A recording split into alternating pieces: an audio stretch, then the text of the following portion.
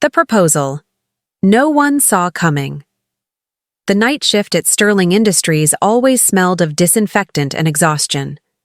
Maya Thomas tied her brown hair into a messy bun and pushed her cart down the empty marble hallway.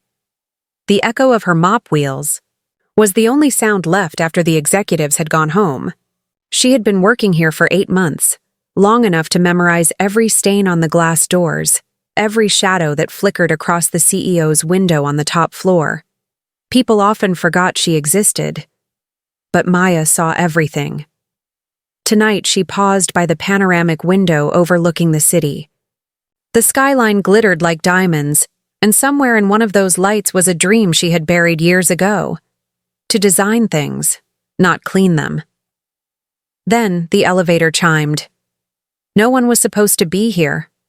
Not at midnight. The doors opened, revealing a man in a charcoal suit, phone in hand, voice low and sharp. "I don't care what they say, Sandra," he said. "Cancel the engagement dinner. If she wants a CEO, she can find another one." He ended the call, jaw clenched, and that was when his eyes met hers. Maya froze. Ethan Cole, the Ethan Cole, youngest billionaire in the city, the ruthless negotiator who had turned a collapsing company into an empire. Everyone feared him, but tonight he didn't look ruthless. He looked tired, broken even. "Didn't expect anyone still here," he said finally, loosening his tie. Maya swallowed. "Just me, sir. Night shift." His gaze softened slightly. "You always work this late?" "Bills don't pay themselves," she replied quietly. That made him smile, just barely. "Fair enough." He walked past her, then stopped. "Wait, what's your name?" "Maya." "Maya," he repeated, like he was testing how it sounded. Then he exhaled slowly and said something that made her heart stumble. "Would you be willing to do something strange for me?" Her fingers tightened on the mop. "That depends on what you mean by strange." He looked away, embarrassed. "There's a charity gala tomorrow.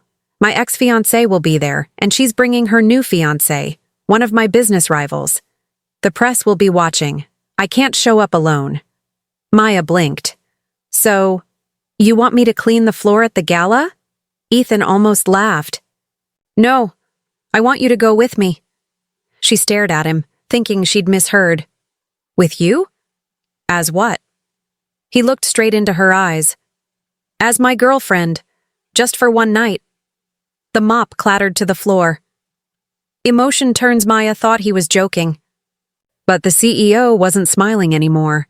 His tone was firm, almost pleading beneath the calm. "You'll be paid well," he said. "You'll have a dress, car, everything arranged. I just need someone real, someone who isn't after a headline." Her heart pounded. She could hardly afford rent, let alone say no to an offer from a man whose watch probably cost more than her apartment. But beneath the glitter of temptation, something else stirred. Fear. "What if I embarrass you?" she whispered. He smiled faintly. "You won't. Something tells me you'll be the most genuine person in that room." For a long moment, the silence between them hummed like a secret. Maya finally said, "All right, just for one night." He extended his hand. "Deal." Her calloused fingers met his smooth palm. The contact sent an unexpected warmth through her chest, the kind that whispered, "This won't be just one night." That night, as she returned home to her small studio apartment, Maya lay awake staring at the ceiling. She should have been excited about the money, but instead, she kept replaying his eyes, that sadness he tried to hide. Somewhere deep down, she wondered if he wasn't hiring a fake girlfriend, but someone to remind him what it felt like to feel again. The night of masks and secrets, the next evening, the city glowed like molten gold beneath the skyline. Maya stood in front of her cracked mirror, barely recognizing the reflection that stared back at her. The dress Ethan's assistant had delivered shimmered like starlight, a soft silver gown that hugged her waist and flowed like water down her legs. Her hair, usually tied up in a messy bun for work, now framed her face in loose, soft curls that caught the light. For the first time in years, she didn't look like a janitor. She looked like someone who belonged in a dream she had never dared to have. Her hands trembled as she touched the small pearl necklace that hung delicately around her neck. Simple, elegant, and clearly expensive. The thought of attending a gala with billionaires made her stomach twist with both fear and disbelief. "What am I doing?" she thought. "I clean their floors, not dine beside them." But when she remembered Ethan's expression the night before, the pain hidden behind his confident tone, something steadied inside her. Maybe, just maybe, this night wasn't about pretending. Maybe it was about reminding him that not everyone lived behind masks. A sleek black limousine arrived exactly at 8. The driver, polite and wordless, opened the door for her. Inside, Ethan Cole sat dressed in a tailored black suit that could silence a room. His sharp features softened when he saw her.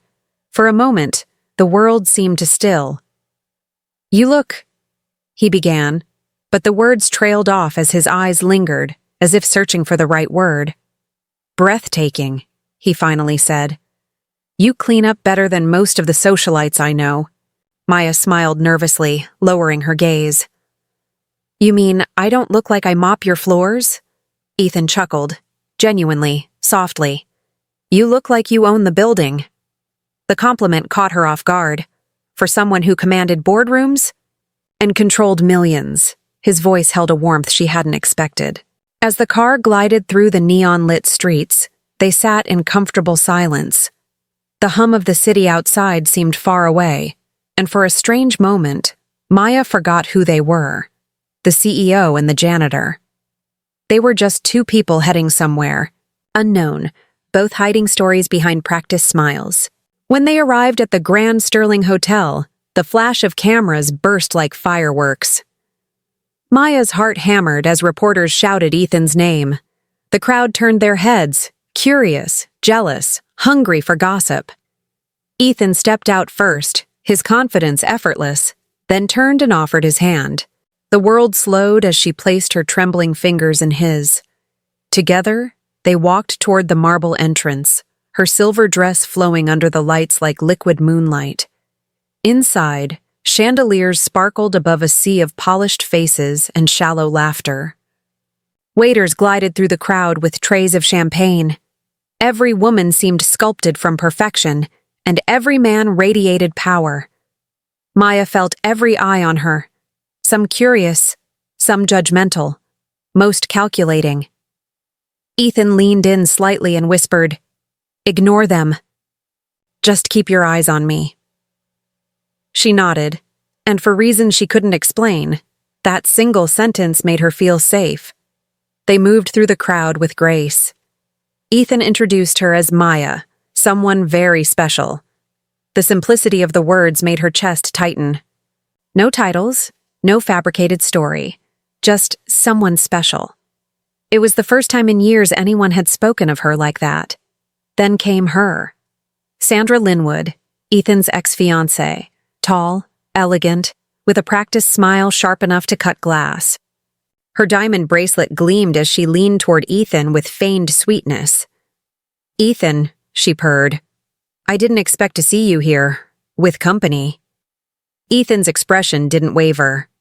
"Sandra, you look predictable as always." Sandra's gaze shifted to Maya, scanning her up and down like a fashion critic evaluating a mistake. "And you must be?" she asked, the tone dripping with amusement. Maya held her ground. "Maya Thomas," she said calmly. "I'm with Ethan." The flicker of surprise on Sandra's face was brief but delicious. Her fiancé, standing beside her, a smug man named Charles, chuckled under his breath. "A bit of a downgrade, don't you think, Cole?" Ethan's smile turned cold. "I've learned something about value, Charles. Some things can't be bought or branded." The moment hung in the air, tense and sharp. Sandra's face tightened before she forced a laugh. "Well, I do hope you both enjoy the evening. We wouldn't want the press to get the wrong idea. As they walked away, Maya whispered, "Did I just make enemies with half the room?" Ethan smirked. "Only the ones that deserve it." They found their table near the grand stage, surrounded by whispers and stares. Maya tried to eat, but every clink of her fork felt amplified. Then, during a slow dance, Ethan extended his hand again. "Dance with me?" Her first instinct was to refuse. She hadn't danced since her high school prom, and that night had ended in heartbreak. But something in his eyes disarmed her. So she stood, her fingers slipping into his, and they walked to the center of the dance floor. The orchestra began to play a soft melody. The rhythm was slow, almost tender. Ethan guided her gently, his hand resting lightly on her waist, his movements deliberate but unassuming. "Relax," he murmured. "You're doing fine." Her cheeks flushed. "I feel like everyone's watching." "They are," he said softly, "but only because you're stealing the spotlight. The words shouldn't have meant much. They were part of a show, after all." But the sincerity in his tone sent a strange warmth through her chest. For a fleeting moment, the world blurred. The noise, the lights, the curious stares. Everything faded except the sound of his heartbeat near hers. Then, almost instinctively, she looked up at him. Their eyes met, and time seemed to dissolve. The confident CEO and the humble janitor, two souls who should never have crossed, found something unspoken in that silence. When the music ended, neither of them moved. It was Sandra's mocking voice that shattered the spell. "Beautiful performance, Ethan. Though if I didn't know better, I'd think you actually liked her." Ethan turned to face her with quiet defiance. "Maybe I do." The crowd gasped softly, flashes erupted again, and Maya felt her heart stop. She wanted to believe it was part of the act, the show he had planned to make his ex jealous. But when she looked into his eyes, she saw no trace of performance. When the car stopped at her apartment, she reached for the door, then hesitated. "So, that's it? The deal's over?" Ethan looked at her then, really looked, his eyes dark and unreadable. "I'm not sure," he said quietly. "Some things don't end when the night does." She stepped out of the car, the city air cool against her skin. As the limousine disappeared into the darkness, Maya leaned against her door and tried to calm her racing heart. She had entered this world as a temporary illusion, a hired companion to help a lonely CEO save face. But as she touched the pearl necklace around her throat, she realized something terrifying and beautiful. She wasn't pretending anymore. For the first time, the janitor had fallen. And the CEO might have too. When the lie becomes the truth, the morning after the gala broke like a storm over the city. What had begun as a night of shimmering lights and whispered secrets had turned into headlines. By dawn, every business column, gossip site, and social feed in the city was ablaze with one photograph. Ethan Cole, the reclusive billionaire CEO of Sterling Industries, standing on the dance floor with an unknown woman in a silver gown, his hand around her waist, his gaze locked onto hers as though the world beyond them didn't exist. The picture was magnetic. It wasn't just two people caught mid-dance. It was chemistry, sincerity, and something far too intimate for a business arrangement. Beneath the headline, "The CEO's mystery girlfriend. Who is she?" The internet had already started guessing her identity. Models, designers, heiresses, everyone had an opinion. No one guessed she was a janitor. Maya Thomas woke up to her phone buzzing endlessly on the nightstand. She blinked at the flood of notifications, confusion clouding her sleepy mind, until she saw her own face smiling back from the news feed. Her breath caught. For a moment she couldn't move, couldn't breathe. The internet had already crowned her the Cinderella of Sterling. Comment sections overflowed with envy, sarcasm, and fascination. Some praised her simplicity, others tore her apart with cruel curiosity. She scrolled through the endless storm of words. Who is she? Gold digger? Secret girlfriend? Assistant? Former intern? Every label slicing a little deeper into the fragile wonder she had felt the night before. She set the phone down, trembling. The dress was still hanging on her closet door, the pearls gleaming faintly in the dim light. They had felt like magic last night. Now they looked like evidence, proof of a world she didn't belong to. She poured herself a cup of instant coffee and sat on the edge of the bed, her thoughts colliding with the sound of rain tapping softly against the window. Somewhere inside her chest, two feelings battled: guilt for agreeing to play the role, and a quiet ache that whispered she had never really been acting. Meanwhile, across the city in his glass tower office, Ethan Cole stood before the floor-to-ceiling windows, the newspaper folded neatly in his hand. The image on the front page showed him looking at Maya with the kind of tenderness he didn't even realize had been captured. His assistant Claire cleared her throat nervously. "The board wants to know if the rumors are true," she said carefully. "They're curious about your new relationship." Ethan didn't respond immediately. His eyes were distant, fixed on the skyline as though searching for something beyond the clouds. "Let them be curious," he finally said. "For once, the gossip isn't about money or power." He placed the paper down and exhaled, rubbing the back of his neck. "I'll handle it." By the time Maya reached the office that evening for her usual cleaning shift, the building buzzed with whispers. The staff who used to pass her without a glance suddenly looked twice. Some smiled politely, others avoided eye contact. The security guard, who had always nodded at her quietly, now asked, "You really know Mr. Cole like that?" She didn't answer. The weight of attention felt heavier than any mop bucket. As she entered the executive floor, she hesitated outside his office door. It was half open, and she could hear Ethan's voice inside, low but sharp. "I don't care about the PR team's advice," he said. "We're not releasing a statement. It was a gala, not a scandal." Maya stepped back, unsure if she should interrupt. But before she could decide, the door swung open and Ethan appeared. His tie loosened, his eyes tired but softening the instant they met hers. "Maya," he said, his tone shifting from frustration to something gentler. "I was just about to call you." She forced a small smile. "I saw the news. Seems like we're famous now," Ethan sighed. "I'm sorry. I should have warned you this might happen. The media doesn't understand boundaries." "It's fine," she said quietly, though her voice betrayed her exhaustion. "They'll forget soon," he shook his head. "No, they won't. They'll dig until they find something. Your name, your job, everything. And when they do, they'll twist it.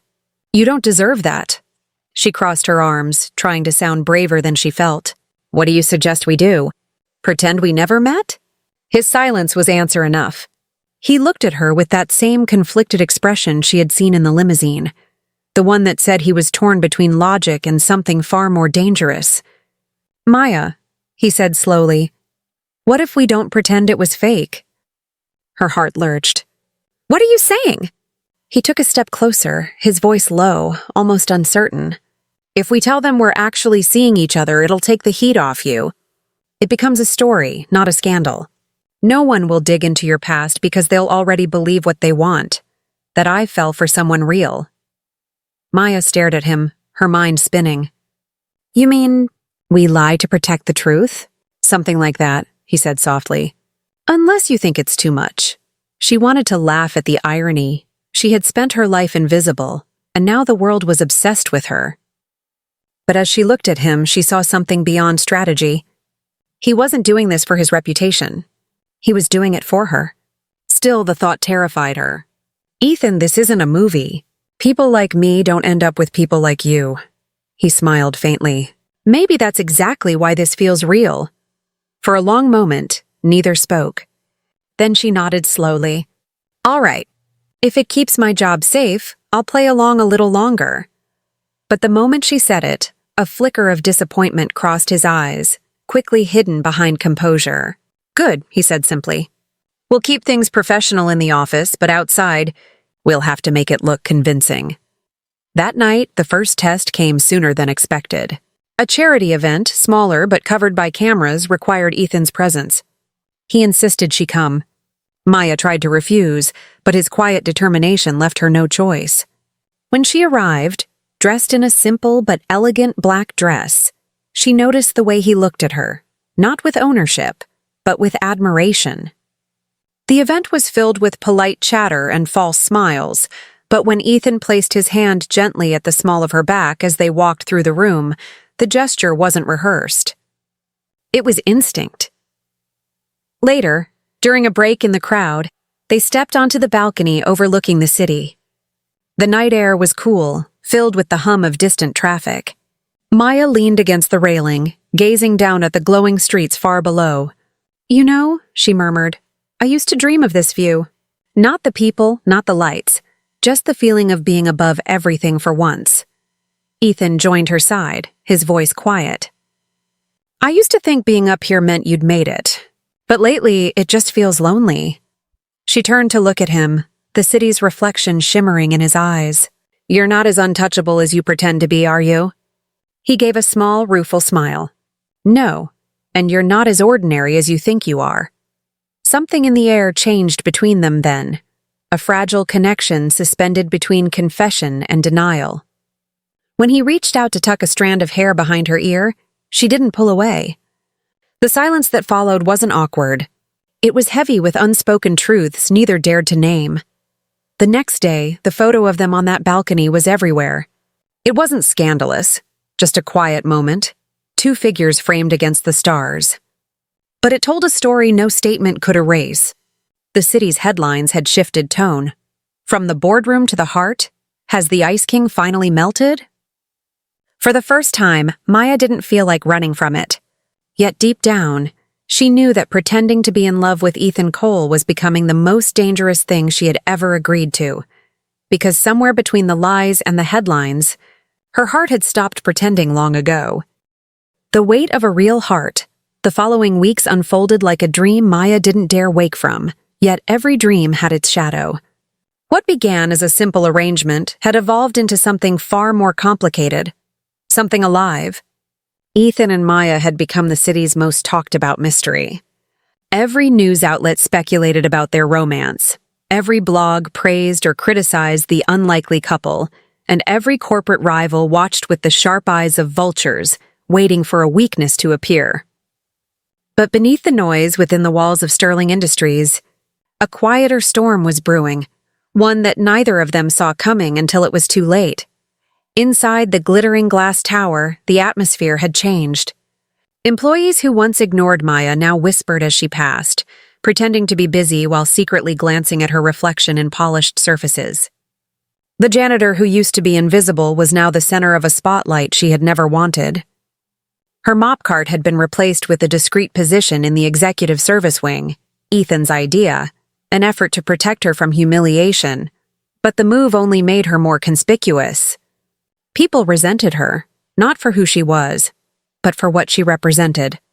A woman from nowhere standing beside the most powerful man in the city. Maya tried to bury herself in work. She told herself it was still just a job, still just temporary.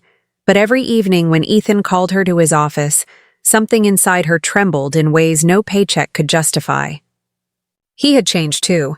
The man who once ruled boardrooms with an iron calm had softened. He laughed more easily. He stayed late not for meetings, but to share quiet dinners with her in his office while the city lights glittered beyond the glass. They talked about ordinary things, books they loved, childhood dreams, fears they never voiced aloud. Ethan confessed how, after his father's death, the company became both a burden and a cage. Maya told him about her mother, who had cleaned hospital floors until the day illness took her away. There were moments when they forgot who they were supposed to be, but the world outside never forgot. One Monday morning, as Maya stepped into the lobby, a crowd of photographers waited outside the revolving doors. Flashbulbs exploded, voices barked questions she didn't understand, and someone shouted, "Maya! Are the rumors true? Did the CEO give you a promotion for personal reasons?" The words sliced like knives.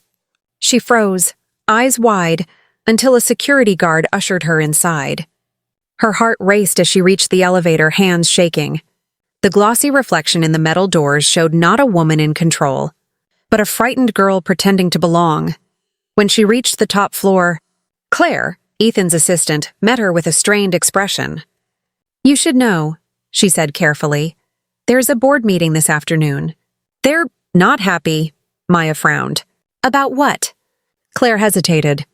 You. The word hung heavy in the air. Inside the boardroom that afternoon, tension crackled like static. 12 directors sat around a polished oak table, faces carved from marble. Ethan stood at the head, calm but rigid. The chairman, an older man named Richard Voss, spoke first.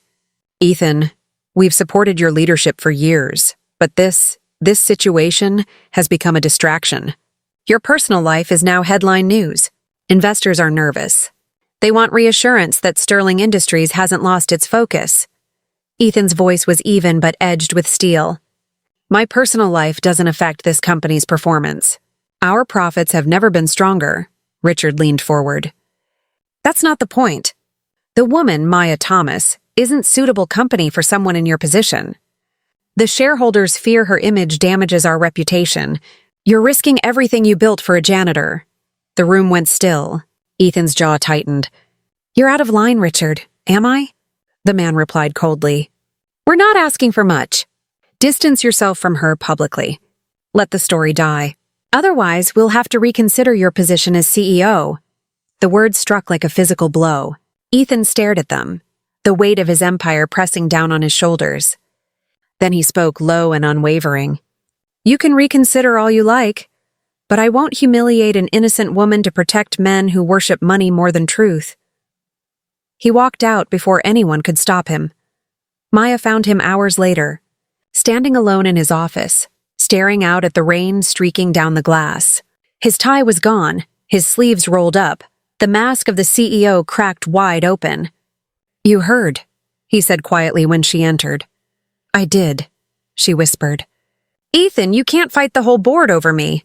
He turned toward her, and for the first time she saw fear in his eyes. Not for his career, but for her. They don't know you, he said fiercely. They see numbers, status, background checks. They don't see what I see. He took a breath. You make me remember why I started all this. You remind me what matters. Her throat tightened. Ethan, this started as a lie. We both know that. He shook his head slowly. Maybe it started that way, but every moment since has been real. The words hung between them like a confession neither could take back. Maya looked away, heart pounding, tears stinging her eyes. Even if that's true, they'll destroy you for it. He stepped closer, his voice soft but unbreakable. Then let them. I'd rather lose a company than lose the one thing in my life that feels honest. She couldn't answer. The distance between them dissolved as he reached out, gently touching her hand. It was a quiet gesture, but it carried more meaning than any promise. In that fragile moment, they weren't CEO and janitor. They were two people who had finally stopped pretending. But fate, as always, had other plans. The next morning, Maya arrived to find whispers spreading like wildfire. Someone had leaked her personnel file, her salary, her address, even a photo from her first day mopping the lobby. The internet tore it apart. The cruelest headlines yet appeared. From mop to mansion, did the CEO buy his Cinderella? She hid in the staff restroom, the phone trembling in her hand as she read the comments. The humiliation was unbearable. When Ethan called, she couldn't bring herself to answer. She needed to breathe, to think, to escape the noise. That night, she packed her few belongings and slipped out of the city without saying goodbye. Ethan searched everywhere. He canceled meetings, ignored calls, drove through neighborhoods he hadn't seen in years, chasing rumors and dead ends. For the first time in his life, all his power meant nothing. The world could bow to his wealth, but not bring back the woman who had walked out carrying his heart. Maya found refuge in a small coastal town hours away, where no one knew her name. She took a job cleaning rooms at a modest inn, grateful for the silence, but every time she looked at the ocean, she thought of him, the man who had offered her everything and lost it trying to protect her. She told herself it was better this way, safer. But at night, as the wind rattled the windows, she still heard his voice saying, "You remind me what matters." Back in the city, Ethan faced the board again, alone. They offered him a final choice, end the scandal or resign. He looked around the table. at the empire built on his father's dream and realized it no longer felt like home. Without a word, he signed the paper, left the building, and walked into the rain with nothing but freedom. And somewhere miles away, as Maya watched the sunrise over the sea, she felt a strange calm, the kind that comes before life changes forever. Because what neither of them knew yet was that destiny wasn't finished with their story. Sometimes love needed to be broken open before it could be rebuilt stronger than ever. When the storm clears, months passed like waves against the shore, slow, constant, and filled with a quiet ache that refused to fade. The world had moved on, or at least pretended to. New scandals replaced old ones, new faces filled magazine covers, and Sterling Industries continued under new leadership. The empire Ethan Cole had built no longer bore his name, but he didn't seem to care. For the first time in years, he wasn't chasing numbers or fighting boardrooms. He was simply existing, though the word simply didn't quite fit a man haunted by the memory of a woman who had walked away to save him. He had found refuge in the countryside, far from the neon skyline that once defined his life. The mansion he had once called home now sat empty. Ethan had sold it without a second thought. Instead, he lived in a modest cottage surrounded by fields, where mornings were quiet, and the only sound was the wind through the trees.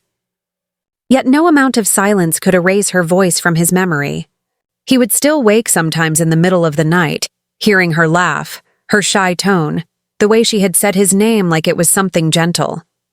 Every dawn felt like a punishment, a reminder of what he had lost by trying to protect her too late. He filled his days with work that had nothing to do with boardrooms. He volunteered at small business workshops, helping struggling startups find footing. He repaired an old boat by hand, learned to cook simple meals, and even began writing a book about leadership and empathy, a word he had never truly understood until Maya showed him what it meant. But beneath it all, one thought never left him. Where had she gone? He had searched for months, hiring private investigators quietly, combing through every lead, but she had vanished completely, leaving behind only a silence that felt too deliberate to break. Then one rainy afternoon, fate intervened in the quietest of ways. Ethan was driving along the coastal highway on his way back from a charity event when the storm grew heavier, forcing him to pull into a small seaside town. The streets were narrow and lined with old cottages painted in faded blues and whites, their windows glowing warmly against the gray sky. He parked outside a small inn, the Driftwood Haven, and stepped out into the rain. As he entered the lobby to ask for a room, the soft scent of lemon polish and ocean air hit him like a memory. Behind the counter stood a woman, her back turned as she wiped the surface with slow, practiced motions. Her hair was shorter now, and her clothes were simple, a pale sweater and jeans. But there was something about the quiet grace in her movements, the way she tucked a loose strand of hair behind her ear, that froze him in place. He didn't need to see her face to know. The air left his lungs. "Maya?" His voice broke before he could stop it. She stiffened, the cloth falling from her hand. For a long second, she didn't move. Then, slowly, she turned around. Her eyes widened, disbelief and fear and something deeper flickering across her face all at once. "Ethan?" she whispered, her voice barely audible. For a moment, neither of them spoke. The sound of rain against the windows filled the silence. Then she finally found her voice again, soft but guarded. "What are you doing here?" He gave a faint, almost broken smile. "I could ask you the same thing." "I've been looking for you for months." Her gaze dropped. "You shouldn't have." "I had to," he said, stepping closer. "You disappeared without a word. Do you know what that did to me?" Her hands tightened on the edge of the counter. "I left because it was the only way to protect you. They were ready to destroy you because of me. I couldn't stay and watch that happen." Ethan shook his head, rainwater still dripping from his hair. "You didn't destroy me, Maya. You saved me. You made me remember who I was before I became the kind of man who cared more about headlines than people." She wanted to believe him, but the walls she had built around her heart were strong. "You say that now, but your world and mine, they don't mix, Ethan. I belong here. This place doesn't ask questions." He studied her, his expression unreadable. "If this is where you're happy, I won't try to change that. But don't tell me we don't belong together just because you're scared it's difficult. I walked away from everything for a chance to see you again. Doesn't that mean anything? Her throat tightened. It means too much. That's why it hurts. They stood in silence for a long moment, the tension between them heavy but fragile. Then the innkeeper appeared from the back, a kindly older woman with a welcoming smile. "Oh, Maya, is this one of your city friends?" she asked cheerfully, before Maya could answer. Ethan said quietly, "Something like that." Later that night, after the guests had gone to their rooms and the storm had softened into a whisper, Maya found Ethan sitting alone on a bench by the shore behind the inn. The sea stretched endlessly before them, dark and alive, waves rolling like the echoes of all the words they hadn't said. She approached slowly, her footsteps soft against the damp sand. He didn't turn when she sat beside him. "This place suits you," he said finally. "Quiet, steady, peaceful," she nodded. "It's different. People here don't care who you are, as long as you're kind." "I needed that," he smiled faintly. "And have you found peace?" She hesitated, her gaze fixed on the horizon. "Almost. Until today." Ethan exhaled, the sound half a sigh, half a laugh. "Then maybe I'm here to ruin that." Her lips curved into the smallest smile. "You already did that once, remember?" He turned then, his eyes meeting hers. "And I've been trying to make it right ever since." The wind brushed against them, cool and salty. Ethan reached into his coat pocket and pulled out a small, folded piece of paper. "I wrote this a few weeks ago," he said, handing it to her. "Didn't know if I'd ever get to give it to you." She unfolded it carefully. It wasn't a letter in the traditional sense. It was a page from what looked like a journal, written in his firm, deliberate handwriting. "Success means nothing if it costs your humanity. The greatest wealth I ever found was in the eyes of someone who saw me, not my empire." Her name was Maya Thomas, and she reminded me that love isn't about ownership. It's about freedom. Maya felt her chest tighten, her eyes burning. "You wrote this about me?" He nodded. "I didn't plan to publish it. It was just the truth." For a long moment, she said nothing. Then she folded the paper and placed it gently in her lap. "You didn't have to find me, Ethan." "I didn't find you," he said softly. "I came home." The words settled between them like an anchor. She looked at him, searching his face for any trace of the man he had once been, the powerful CEO with the world at his feet, and found instead the man he had become, humble, raw, real. For the first time, she didn't see a wall between them. She saw two lives scarred by the same world, both learning how to begin again. When he reached for her hand, she didn't pull away. The touch was familiar and strange all at once, like remembering a song she used to love but hadn't heard in years. The sea roared softly in the background as he whispered, "I don't want the life I had. I just want one where you're not gone." Tears blurred her vision as she leaned her head against his shoulder. "You don't even know if I'm still that person," she said quietly. He smiled, resting his cheek against her hair. "Then I'll spend the rest of my life getting to know whoever you've become." And there, under the quiet hum of the sea and the fading light of the storm, something shifted. The pain didn't vanish, the past didn't rewrite itself, but they found a fragile truce, a promise of something new. Not the fairy tale the world had tried to write for them, but something far more human. Two broken souls choosing to start again. As the waves crashed and the stars began to pierce the clouds, Maya finally let the truth settle in her heart. Love, she realized, wasn't about perfection or timing or grand gestures. It was about showing up when the storm cleared, still willing to try. And Ethan, no longer the CEO, no longer the untouchable billionaire, was sitting beside her, ready to begin again from nothing but sincerity. For the first time in a long time, she smiled without fear. Maybe, just maybe, the lie that had started it all had led them both to the one thing that was finally real. Home is where you're seen. The morning light in the small coastal town was softer than anywhere Maya had ever lived. The horizon glowed gold over the water, and the wind carried a scent of salt and wildflowers that seemed to breathe calm into every broken part of her. Ethan had been staying at the inn for several days now, helping the owners with repairs, joining Maya for quiet breakfasts, and keeping a promise neither of them had spoken aloud, to take things slowly, to learn how to exist in each other's worlds again.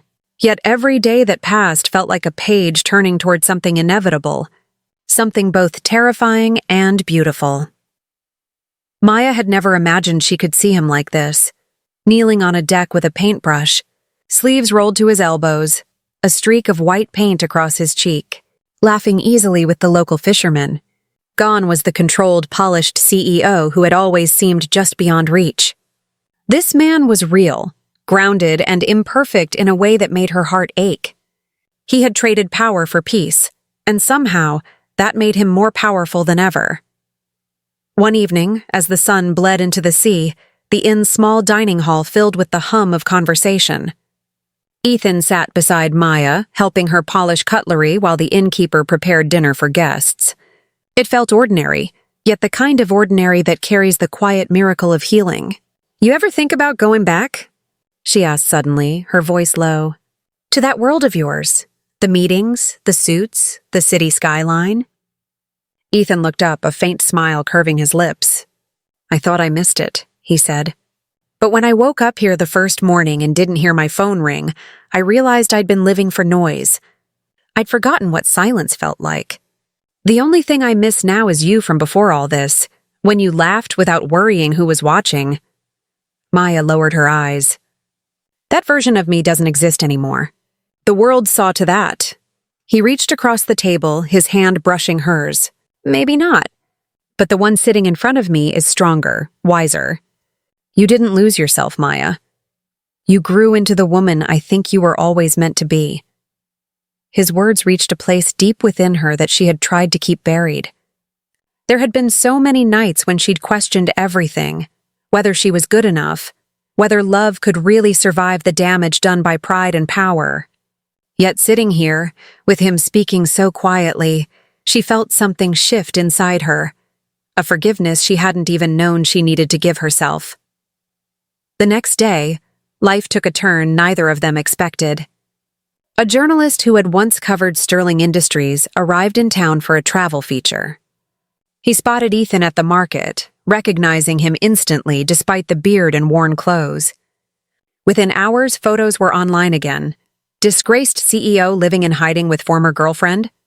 The quiet peace they had built began to tremble under the weight of old noise. The inn's phone rang constantly, and reporters soon circled the coast like hungry birds. Maya felt the familiar fear returning, the one that whispered she was cursed to ruin every good thing she touched. When Ethan found her packing that night, her suitcase half closed on the bed, his face fell. "You're running again," he said quietly. "I have to," she replied, her voice breaking. "This is your chance to start fresh, Ethan. They'll forgive you if I'm gone." He crossed the room in 2 steps, his voice low but firm. "No, I'm done with forgiveness that demands losing myself. You leaving again won't save me. It'll just destroy the last real thing I have left." She turned away, tears blurring her vision. "You don't understand what it's like to be the story. To have people decide what you are before you can even speak." He moved closer, his hand resting gently on her shoulder. "You think I don't know what that feels like? I lived it. But I also learned that the only story that matters is the one we write ourselves. Let them talk, let them twist it. We'll build something here they can't touch." Maya stood there, trembling, caught between fear and the fierce pull of hope. Slowly, she sank onto the edge of the bed, her suitcase forgotten. "And what if I believe you? What if I stay? What happens when it all falls apart again?" Ethan knelt before her, his voice steady. "Then we rebuild. Together this time." For a long moment, the room was silent, except for the soft hum of the sea through the window. Then, like the tide returning to the shore, Maya reached for his hand. "Okay," she whispered. "Together."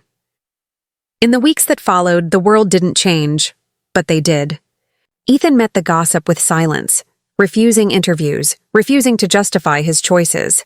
He opened a small community project in the town, a workshop that trained locals in sustainable business and craft skills. Maya helped run it, managing the books, teaching younger workers how to balance hard work with dignity. The town, which had first watched them with curiosity, came to see them not as a scandal, but as their own, a pair of wanderers who had found peace in giving back. As spring melted into summer, they built a rhythm of simple joys.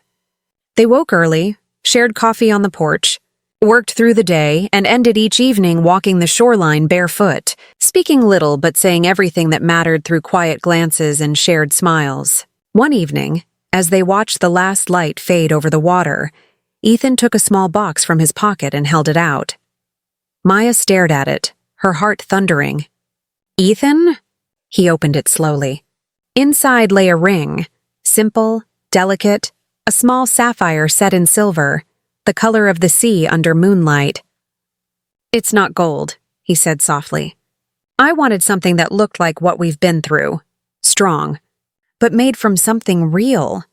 Her throat tightened as she whispered, "You don't have to do this." "I know," he said, his eyes steady on hers. "That's why I want to." For a moment the world seemed to hold its breath. Then she nodded, tears spilling freely now. "Yes," she said, voice trembling. "Yes, Ethan." He slipped the ring onto her finger, and she leaned into his chest as the sound of the ocean swelled around them. It wasn't the grand, glittering love story the world once imagined for him. It was quieter, deeper, a love built from forgiveness and truth, from the courage to stay when everything else said to run. Years later, people would sometimes visit that coastal town and ask about the couple who ran the workshop near the sea, the man with kind eyes who used to be someone powerful, and the woman with a laugh that carried through the wind. The locals would smile and say, "They came here once to escape the world. Now the world comes to them to remember what love really looks like." And in the small cottage overlooking the shore, Ethan and Maya would wake each morning to the same light that had first brought them together, their hearts steady in the quiet knowledge that home isn't a place or a title or a tower of glass. It's the moment you find someone who truly sees you and stays. End of story. Just for tonight. "Be my girlfriend," the CEO said. But the janitor didn't expect to fall for her.